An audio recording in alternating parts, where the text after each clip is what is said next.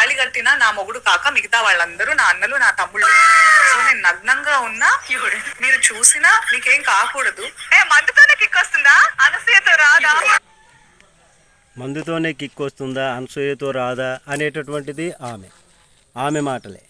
నగ్నంగా ఉన్న నా భర్త, తాళి కట్టిన భర్త తప్ప మిగిలిన వాళ్ళు అంతమంది కూడా ఒక అన్నదమ్ముడిలాగా చూడాలి, ఒక అన్నలాగా చూడాలి, ఒక తమ్ముడిలాగా చూడాలి, ఒక అక్కజెల్లిలాగా చూడాలంట ఆవిడ్ని. మరి బట్టలు ఇప్పేసి ఉంటే ఒక అక్కజెల్లిలాగా ఎవరైనా చూడగలుగుతారా? ఈ రక్త మాంసాలతో ఉన్నటువంటి శరీరము, ఉప్పు కారం తింటున్నటువంటి వాళ్ళు ఎవరైనా చూడగలుగుతారా? మరి యాంకరు ఒక అనసూయ, ఒక ఫేమస్ యాంకరు, ఒక నటీమణి. మరి అట్లాంటి వాళ్ళు సమాజానికి ఆదర్శంగా ఉండాలి. మరి నగ్నంగా ఉన్నా కానీ ఎవరు కూడా అన్నదమ్ముళ్ళలాగా భావించాలి తప్ప నా తాళి కట్టినటువంటి భర్త మాత్రమే నన్ను ఆ విధంగా చూడాలి, మిగిలిన వాళ్ళు చూడకూడదంటే ఇది ఎంతవరకు సమంజసంగా ఉంటుంది?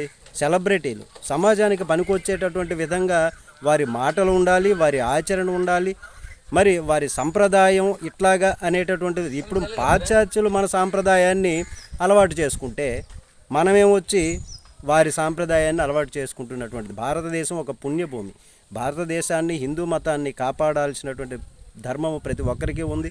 అట్లాంటిది ఈ సెలబ్రిటీలు ఇట్లాగా మాట్లాడితే ఎలా? దీనిపైన మీరు కామెంట్ చేయండి. నమస్తే.